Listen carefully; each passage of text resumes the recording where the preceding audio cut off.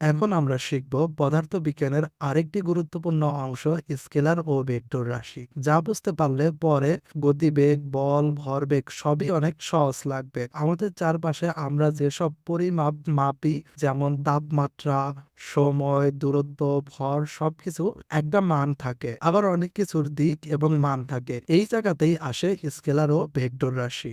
Scalar রাশি যে রাশির শুধু মান থাকে, দিক থাকে না, তাকে স্কেলার রাশি বলে। উদাহরণ: তাপমাত্রা, সময়, ভর, দূরত্ব, মানে শুধু কত, এটা বললেই যথেষ্ট, দিক বলার দরকার নেই।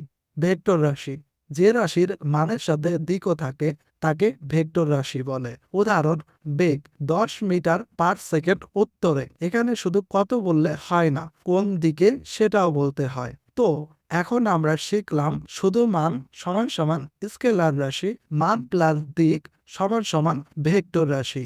এই দুটি ধারণা ভালোভাবে বুঝে রাখবে, কারণ পরে গতি, বেগ, ত্বরণ সবই এর উপর নির্ভর করে।